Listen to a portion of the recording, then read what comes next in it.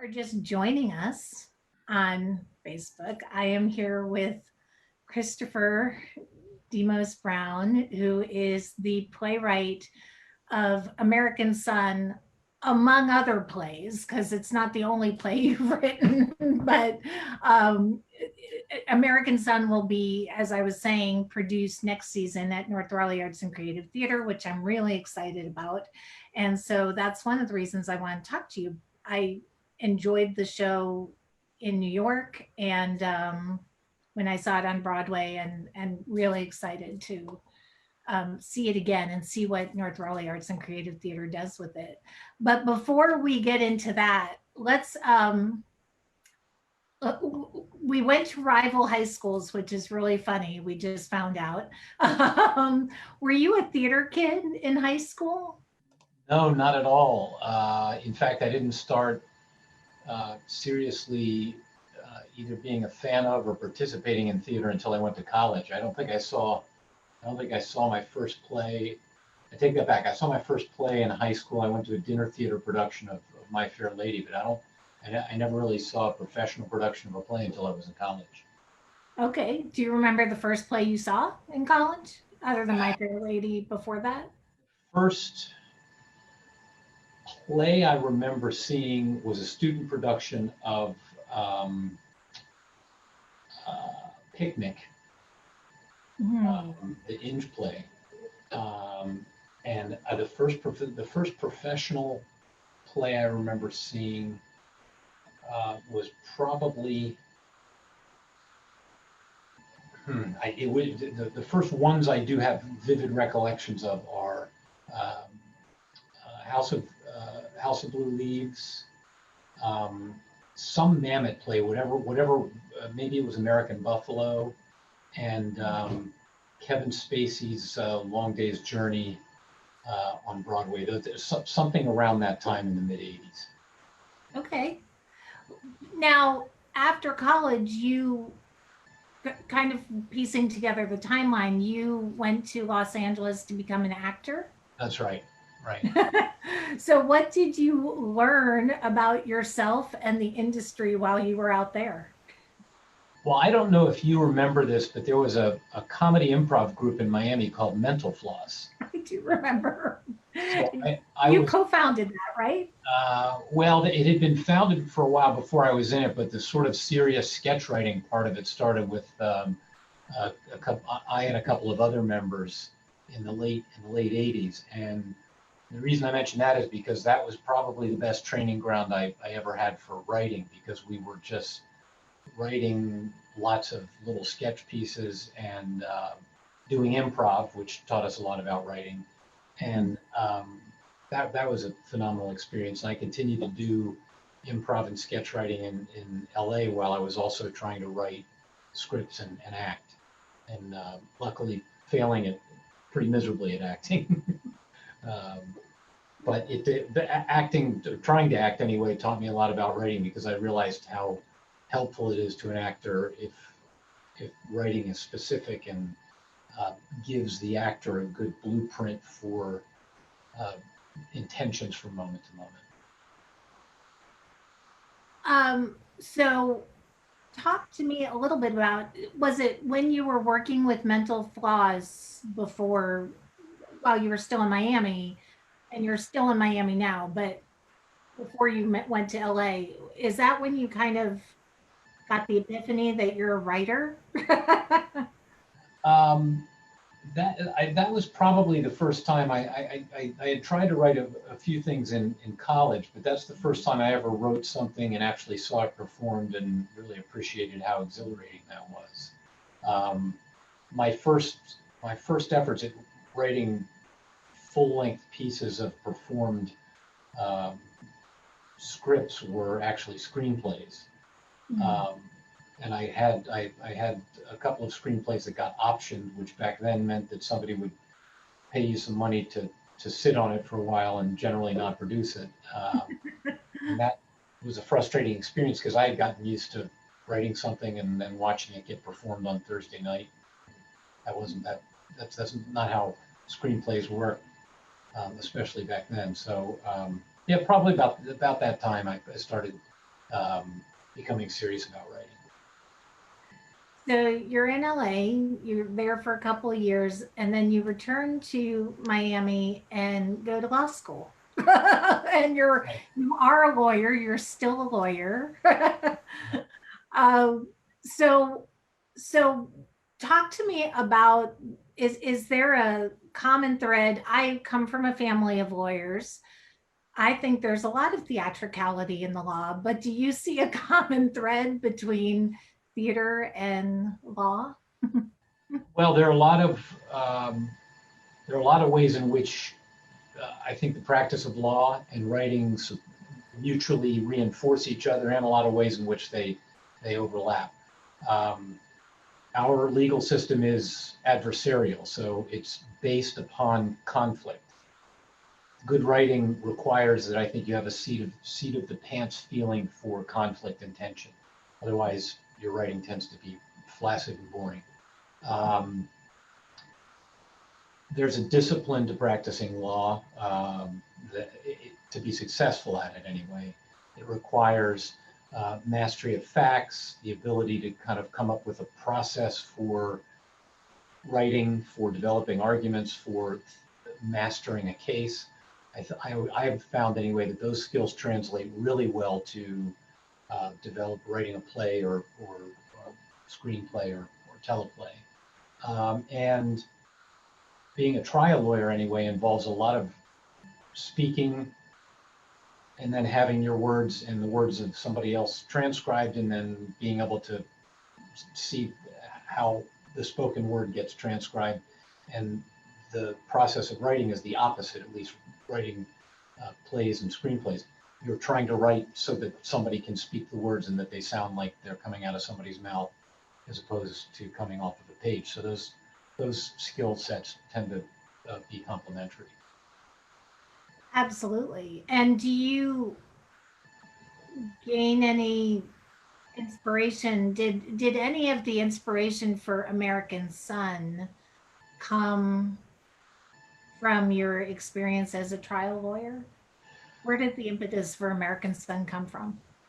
Well, I tend to have either some police or law-related incident aspect character almost in everything I write. I became a lawyer in part because I enjoy uh, I just enjoy the idea of being a trial lawyer, but I also became a lawyer because I like the law, and so that's something that's always been interesting to me, and that's why I guess it seeps into my writing a lot. Uh, American Son, I guess in particular, is inspired in part by my experience as a prosecutor dealing with police officers, but in large part by my interest in American history and particularly America's history with race. So those are the two, I guess, main inspirations for the play. Was there any specific incident? I kind of read somewhere in one of the articles about you that you had seen a bumper sticker or something, and you had pieced together just several different news stories that were happening at the time, and kind of that's where this idea for this story came from. Yeah, well, there were a lot of incidents like the most recent horrible incident in Brunswick, Georgia, that were being reported when I was writing this, and so that was kind of what emotionally compelled me to write the play. Um, but I don't know that there's any one of them in particular. It was more than just the idea that there's in my mind we have a terrible problem with the way we police each other, and the people that are the biggest victims of that view of law enforcement are poor, the disenfranchised, and the people who are most marginalized in society, who tend to have brown skin more often than not. Absolutely. You also, one of the interviews I read about you, you talked about the mechanical dramatic building blocks. I think it was Miami Herald. You talked about the mechanical dramatic building blocks that you used work on American Son. And that sounds like it was a different process than working on some of your other plays. So talk about some of those mechanical dramatic building blocks per se, and how the process of writing American Son may be different from writing your other work. Yeah, that's a really insightful question, Lauren, because I get asked, I think writers generally get asked about process a lot, because I think it's difficult for people who want to write to come up with a process. And the reason it's difficult is because even I think for experienced people, I've read for Stephen King that his process is different for each book, and I think he's written 7,500 and something. So even as prolific as he is, I find that each play has a slightly different process, and sometimes a play will grow out of a piece of dialogue or a person I have in mind, and it'll be, I've so for example, this play Captiva grew out of a scene and a character, and from that it was kind of like if you can imagine crystals growing onto an existing crystal suspended in water, that's kind of how it grew. American Son was a little bit different. I had a pretty clear idea of what elements I needed to have. I needed to have two people be able to engage in the discussion of race that were committed enough to each other that they couldn't just walk out of the room. And I wanted to have, so they had to have something that was compelling them to be there, but at the same time, I wanted to have enough tension between them that we could sustain the play. So this was the process of American Son was a lot more, I feel like, moving chess pieces than just sort of the kind of, I guess what I would just describe as kind of the more spiritual process of sometimes letting characters kind of have their way with the script, if that makes sense. Did I just lose you here, Lauren? I think I may have. I'm going to try and sign back on.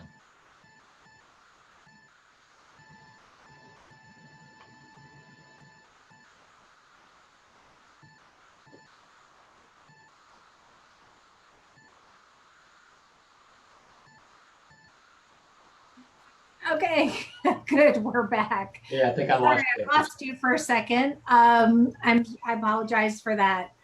But we were talking about the dramatic building blocks, and I could still hear you. I just couldn't see you. Oh, no problem.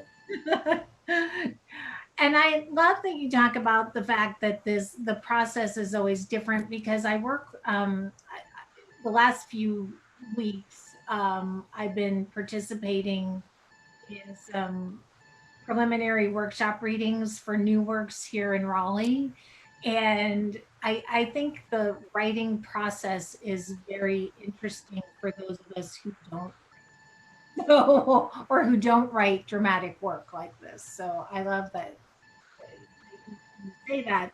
The other thing that I found very interesting is with American Son. In one of the articles that I was reading, you were talking about how you are one of the oldest emerging playwrights, which I thought was really funny, but that your age and your experience also made you smarter when it came to vetting who was going to produce that play. Can you talk about that? Because I think a lot of young writers would just jump at the first opportunity they were given or first offer they would get. Yeah, well, I had written, I guess this was my sixth or seventh play to be produced, and probably the ninth or 10th. I think I've written 9 or 10 full-length plays.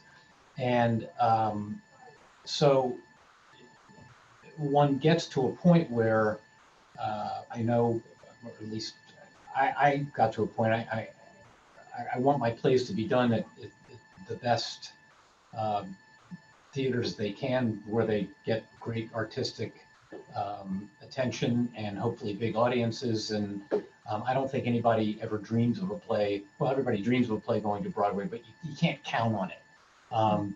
So when that opportunity presented itself, I um, well, let me explain the way it happened, and then we'll try to answer your question a little more clearly. A producer approached me after the world premiere and said, I want to option your play. I'm a Broadway producer. Um, and it's an exhilarating, exciting feeling. But because I'm one of the country's oldest emerging playwrights, and I'm a lawyer, and I've been had my heart kicked in a few times and have a little bit of life experience. I and was lucky and got some good advice. I was able to figure out, at least try to learn a little bit about how the world of Broadway productions works, and figure out that every producer is not a producer. There are people, and there's a difference between the people who can walk into the door of the Schubert organization and actually get a theater space for 4 to 6 months, and people who can't, and people who can raise the money when they say they can, and people who can't, and people who can interest Kenny Leon and Kerry Washington, and people who can't. And the difference between a play like American Son getting done and not getting done, well, the difference really for any play getting done, there are a number of hurdles you have to leap. And the first one is getting one of those producers. And if I had not been,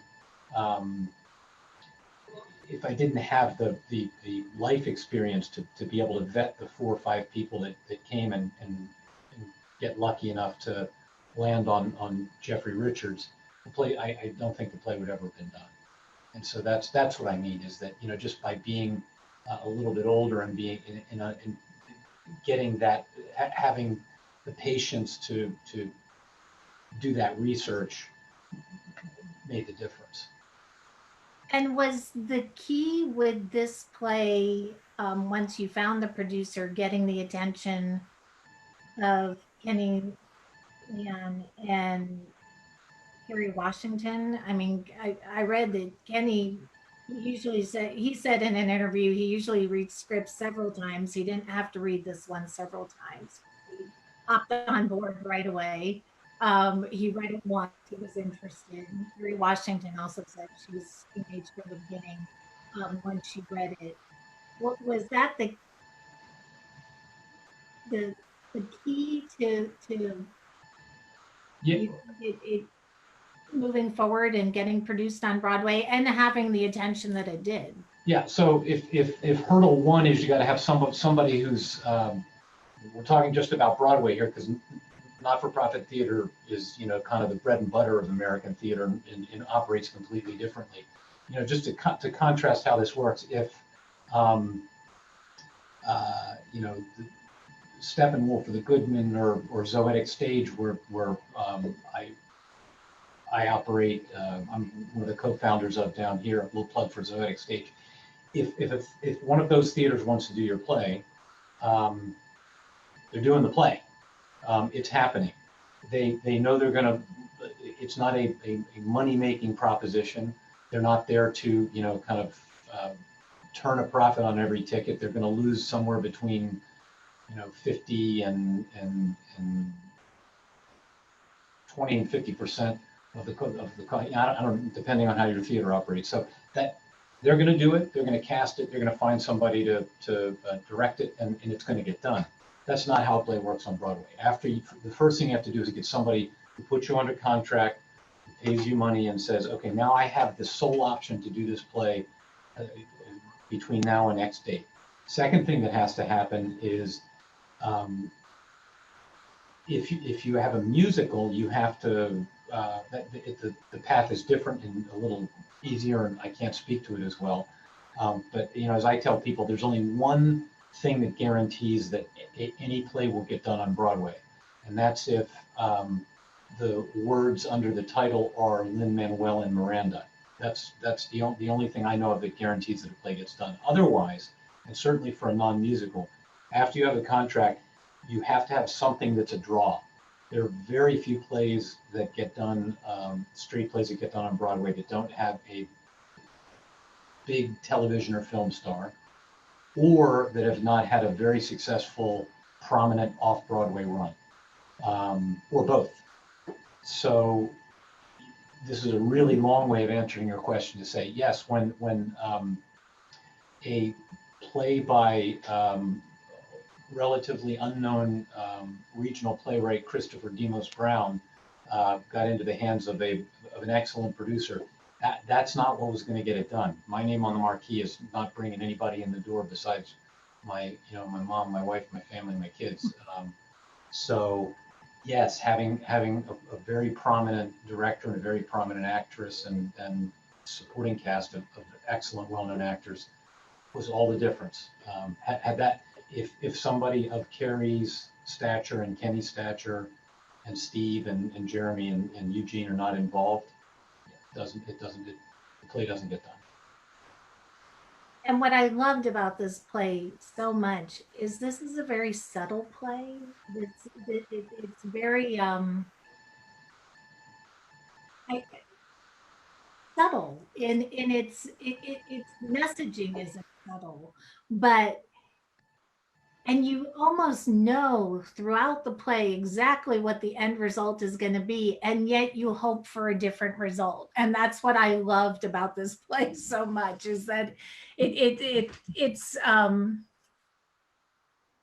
there was a lot of subtleties to it, and the characters were so interesting, not these stereotypical characters. There were a lot of surprises built into it. Well, I'm glad you say that, because one of the things we talked about in rehearsal was exactly that thing: is what is creating the dramatic tension in this play, and back to the idea of the mechanical building blocks. One of the things that I try to do in the play is there's a technique in playwriting. Although I think Marcia Norman describes it as letting the audience know what the chocolate cake is. In other words, what is the thing you're after? Or another way of putting that is, how does the audience know when it's time to go home? And so, for example, in Hamlet, it's time to, when it'll be time to go home as soon as you learn that the king wants Hamlet to avenge his father's death. That's as soon as the ghost appears on the parapet, and 15 minutes in, 10 minutes in, that's when you know. My goal was to let the audience know as soon as possible in this play when it's time to go home. And it's literally the first line. When Kendra says, "Jamal, goddammit, where are you?" We know, okay, when she finds out where Jamal is, that's when it's time. So that was step one of this. And so in rehearsal, we talked about, okay, what is creating the dramatic tension here? Because we're probably going to have a sense that there are only so many outcomes here. So the dramatic tension that we discussed is in the driving a wedge between the audience's sense of what's going to happen and its deep desire for something else to happen. And that's in anybody who directs the play, I try to urge them to kind of that's what you're working for, is the audience kind of going, please, please, please, please, please, in spite of what their pit of their stomach might be telling them. Well, and I think that's what made the play so compelling, is that you're the entire time you're hoping for something different to happen, without giving away too many spoilers. Well, and there were a couple of critics who reviewed the play who had a problem with that. They said, I pretty much know what's going to happen from the first 5 minutes of the play, and I think that, which to me misses the point. The play is meant to be thrilling, but it's not a thriller. It's not meant to be a whodunit. It's so. And what's interesting about the play is there's so I guess we should give people a synopsis if you haven't seen this play or you don't know what this play is about. And I don't have to explain it. I'll let you explain it. It's set in a police station in Miami. Yeah, it's about an estranged mixed race couple. The wife is African American, the husband is white, and they find out that their son has been involved in a police incident at 4 o'clock in the morning, and the two of them, who haven't seen each other for several months, get together and try to figure out what's going on with their son. And the which reminds me of another dramatic challenge of the play is I wanted, one of the things I really wanted to do was to make this a play in real time, um, which I think is a huge theatrical challenge. It's something that does not happen in TV or films and really can only happen on stage. And it's an immense challenge.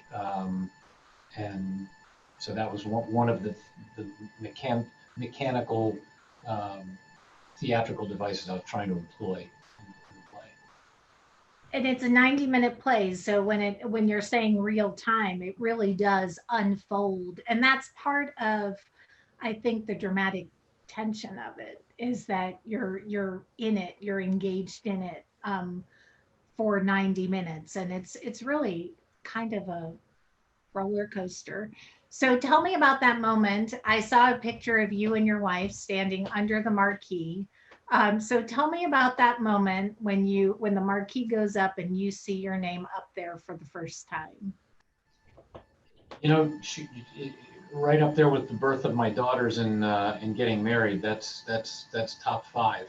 I won't rank all those things, but it's a you know how you hear people who have won the Super Bowl or win some huge award and describe how it's surrealistic and you feel numb. That's how it felt. It really is just, I can physically, I feel I can almost relive the feeling of coming around the corner on Broadway onto 45th Street, walking onto Schubert Alley, and seeing this marquee with my name under it. It's just, this is a theater that, by that point, I had probably seen a dozen plays in over my life. And, by some of, I've seen Edward Albee there. I didn't see Edward Albee, but I saw a play by Edward Albee there. I've seen, I can't think of who else I've seen perform, but, just some of the great iconic plays and playwrights and actors. And here's my name, and no matter what happens, no matter what anybody says, whether I ever have a successful play again, I get to have my play tied up with the history of the Booth Theater on Schubert Alley. I mean, it was overwhelming, and it's part of what I think the most difficult thing for me as a writer about the pandemic is it just chokes me up to think that there are writers out there who are about to have that experience who are being robbed of it this season. If American Summer would have been scheduled to open during COVID and didn't happen, I think I would have jumped off a building.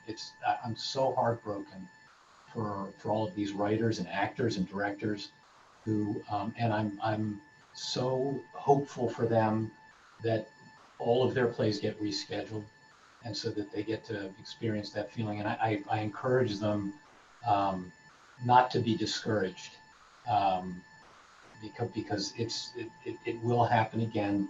Broadway's been kicked around in the past, and it's always come back. This is a drug that people love, that's good for them, and they're going to want more of it. So don't be discouraged. And we all want to think that our kids are going to celebrate our success, but inquiring minds want to know, did your children get to meet um, Philippa Sue? I know they were big Hamilton fans. And I say that because Stephen Pasquale was in the play. And I read in an article, you said Your kids could care less about my play. They just want to, they're Hamilton fans. Well, my daughters are big fans of theater, mostly musicals. And at the time, I guess they were 11 and 13. So American Son was a little bit sophisticated for them, and they hadn't seen any of others of my plays. This was the first one they saw, and that was the carrot that got them in the door, was that they would get to meet Philippa Sue at the opening night party, and I think that was definitely the highlight of the experience for them. That's pretty funny. What was the highlight of the experience for you with the show running? Obviously, the show itself, the process, getting to work with just these phenomenal artists from top to bottom on the production. Actually, everybody from the box office to the back of the house to the artistic team to the producers. It was just a fully satisfying experience. I got to meet some incredibly interesting people that I've always admired as artists and people backstage during the course of the run. But the highlight for me was that Dwayne Wade, who co-produced the play with his wife Gabrielle Union, came to the play one night with Udonis Haslem, and I got to meet them. And Dwayne Wade's my favorite athlete, so that was great. And you continued to practice law during the rehearsal process. You still continued to practice law. At any point, do you have like a benchmark for success in your theater career that you say, okay, I can leave law now, or you'll just always practice law? and writing will be your side hustle, like so many other artists. It's a good question. Unfortunately, I don't think any playwright can count on getting a play on Broadway, much less two. So I would love to have another play have a commercial run, but I think if you sit around writing with that in mind, you'll do yourself harm as a writer. I think you really got to write from the heart, and that's not always what's best for commercial success. And that being the case, it's hard to make a living as a playwright. It's hard to make a living when you have family and a mortgage and two kids. I have a contract now to write something for FX. I'm hoping I'm in discussions to write a few other things for television, which is incredibly lucky for me, because right now there really are not going to be any opportunities, at least for the next season, to develop anything new. But I would love to be able to write full time, but I also enjoy practicing law. And my wife swears that if I quit practicing law, I'll become a hermetic crazy man sitting writing all the time. She thinks I'm a more productive writer because I do something else too. So I don't know. Pretty funny. Well, I'm sure a lot of your clients would be very happy that you're continuing to practice law. I know Stephen Pasquale had some quote in one of the magazines. He said, we got to get him to move to New York and stop practicing law and do this full time. Kenny Leon said about your play, and I love this quote so much: it flows like 90 minutes of Tally's Folly, it has the poetry of A Raisin in the Sun, has the impact of August Wilson. So he's compared you to August Wilson, Lorraine Hansberry, and Lanford Wilson. How would you describe your writing style? You sure that's not my mother that you got that quote from? No, I'm pretty sure. Yeah, that's incredibly flattering of Kenny. I can only tell you who the playwrights. I try to write plays that I would want to see, and the playwrights who have most influenced me are Lanford Wilson, David Mann, it's actually some of the people that Kenny named. Um, Contemporary playwrights that I love, I'll just tell you people off the top of my head. Bruce Norris, Tanya Barfield, Melinda Lopez, Michael McKeever. Uh, they're just Joshua Harmon.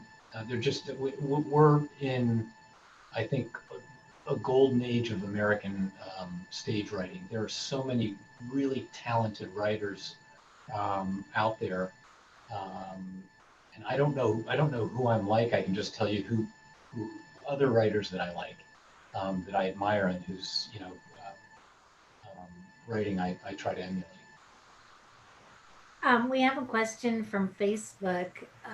Bryant wants to know what advice you would give to aspiring playwrights in terms of getting their foot in the door. I have this would be my number one piece of advice, and it's maybe more of a rule from which you can kind of derive whatever lessons you want. Um, you will get produced based on the relationships you build, not on having an agent, sending out hundreds of scripts. Um, so build relationships with theaters. How do you do that? Definitely try to submit your plays to competitions, ones that are legitimate and worthwhile. Um, Try to get public readings. Try to get the attention of people if you can, but build relationships with people who can pull the trigger on producing your play in a regional theater. Um, Obviously, your chances are better of doing that in Chicago than they are in Tulsa. So if you can, go to Chicago if you're from Tulsa. Go to a town where there are a lot of opportunities. But every single one of my plays that's gotten a premiere has gotten a premiere because I somehow developed a relationship with the artistic director, or the director who took the play to the artistic director, or somebody who could put the script in front of the artistic director. And that's to me the most important thing. Um, the producing artistic director of the theater, or the artistic director of the theater that is going to produce this next season, is on Facebook with us, as is the director of that production, Philip. And Philip had posted earlier, when you were giving advice to the directors of American Son, future directors of American Son, he posted that he thanked you. Is there anything in the future productions or regional productions that you'd like to see done that maybe wasn't done in the original Broadway production? Um, well, I think I've seen a couple of productions of this play, and one thing I've noticed that can change it a lot. There's a lot of humor in the play, and the more of that humor that can be mined while honoring the tone of the play, I think the better it lands. And I've also noticed that I've seen that the Kendra that you cast will, in other words, the actress that you cast in the lead will dictate a lot about the tone and general reception of the play. So Carrie, for example, she has a kind of a young life, nimble quality to her. And she's, just obviously exquisitely beautiful in a kind of classic way. That gives, I mean, I'm just leaving aside, talent and choices and all that. That gives the role a certain tone. I saw a production in which another actress played it, where she was an older, almost kind of sultry woman, and that gave the role an entirely different feel. So I can see, for example, if I would love to see a production of the play with a woman who had this son right at the last possible minute when she thought she could have children. So this was like this somebody who maybe has a world weariness about her. I think that would make for an interesting production. Um, so that's, you know, I think there's a lot of room for the play to land a little bit differently depending on who that actress is. Um, Aside from being a playwright, you're also co-founder and literary manager for Zoetics, um, which is theater in residence, a beautiful arts center in Miami. And part of the company's mission is to develop new works.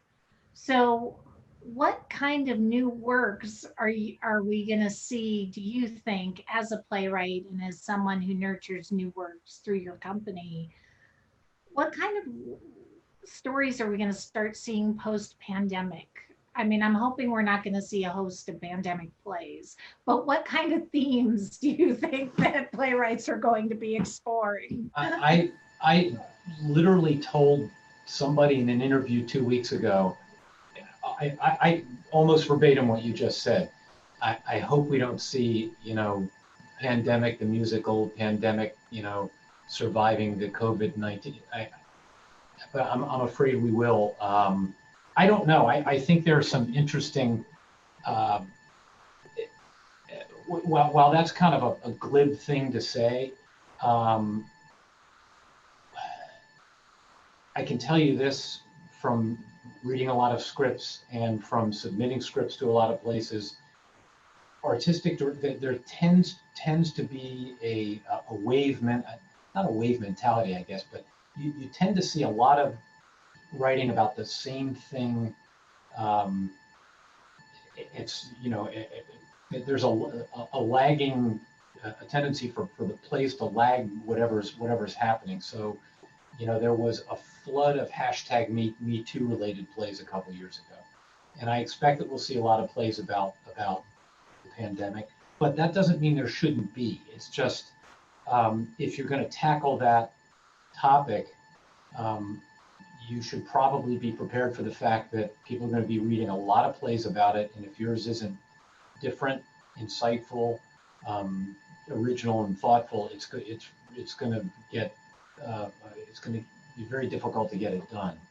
Um, and I think probably what's going to happen is people in New York are having a very different pandemic experience from people in Altoona, Pennsylvania, or Saskatchewan, and I think that's what I'm hoping people will focus on if they do decide to write about this is, well, you know, what did this, what was the effect of this on me and my personal group of characters, as opposed to, you know, trying to make broad statements about how, you know, humanity is going to change. Although I don't know, maybe somebody can write that play too. And what is, you know, being involved in a regional theater company in Miami, what is the temperament down there in the arts community? I know here in Raleigh, you know, there's a lot of people, we're experiencing a sense of loss of our arts right now, a loss of our theater. We've got a lot of concerns for our smaller companies that may not survive this pandemic. So what's the temperature there in Miami, and how are regional theaters like yours in South Florida faring right I think it's the same. I think there's a sense of sadness and melancholy, but at the same time, companies down here are doing whatever they can to stay in people's minds and keep a sense of um, try to stay upbeat about it. I know our company Zoetic Stage has been doing a weekly um, trivia online trivia game with local actors and actresses and critics and members of the theater community. It's been a lot of fun. One of the companies down here, Miami New Drama, is having weekly seminars by actors and writers that you can tune into for free. So, you know, we have a problem that nobody else has, and that is that the very nature of what we do requires that people be together. And so we just can't safely do that, and we're not going to safely be able to do that for a while. One thing that I will say about this is I'm concerned that theaters are getting so desperate that they're trying to accommodate the art to the limitations by, trying to turn theater into a televised event. And I hope I caution them against that, because as hard as this is for us, and as long as it might take to recover, the essence of this art form is that it's live, and people will never stop wanting that. They will come back. It may take a while, but they'll come back unless you start giving it away and making them think that you're not going to make them come back. And I really caution theaters against, training your audience into thinking that there's not ever going to be live theater again. They're willing, they're going to want it. So I'll step up my soapbox, but that's been my biggest concern, is that we're going to get so sad and desperate about it that we lose sight of that. I agree. Nothing takes the place of live theater. And a lot of the live streams, as entertaining as they are, it's not the same. No, It's and it's a really unsatisfying middle ground. You're not getting a full televised film production, which has its own, wonderful qualities, but you're not getting the live production. You're getting kind of a theater's effort to pretend you're in the theater, and that's good. I think we need to do that in the short term, just to say we're still here, but we need to make sure people understand this. This is not what we plan. This is not who we are. This is not who we're going to be 18 months from now. Hopefully 12 months from now or less.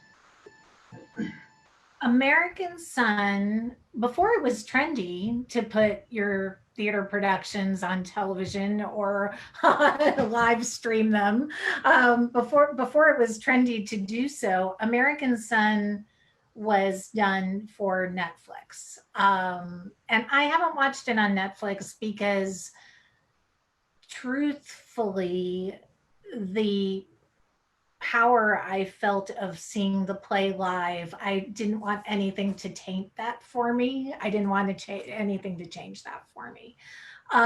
But talk about the decision to put the play on Netflix. And did that change anything about the play, putting it on a smaller screen like that versus on stage?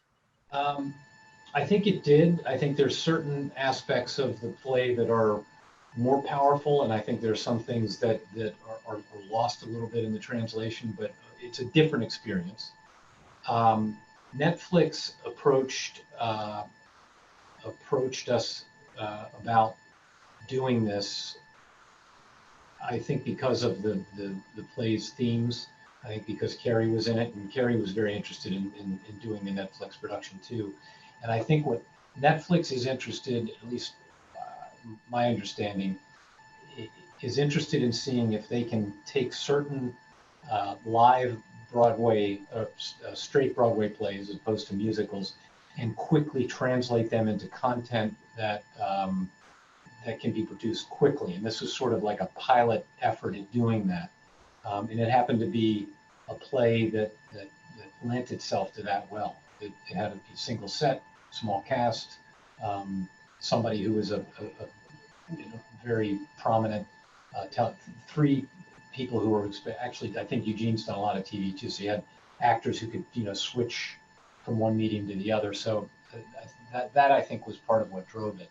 But it was interesting to see Carrie go from the stage to performing in the medium that she's so well known for. And what was really interesting about that process is, I don't know that there have been many instances ever where actors have literally come on to set to film something, and been not only completely off book, but rehearsed, and have already performed the entire film a couple hundred times. So it was interesting. They had because the script. I mean, there were maybe half a dozen lines that changed in the script. So it was virtually the identical script, and it created this interesting fluidity and comfort and ease with the script that I think makes for an interesting film. And I would encourage people who aren't familiar with American Sun to put it on your watch list because it will get you very excited, I think, about season 5. Here in North Carolina, like so many other cities, I kind of say it's a community. It's been a community in crisis. We had incidents where people were tearing down statues. A lot of racial divide. We had a beloved basketball coach that was um, fired at Chapel Hill for some racist remarks. We had a police shooting about a month ago here that sparked protests. As a playwright and theater maker, what role does the theater have in educating, healing a community, or even bringing a community together? Or does it?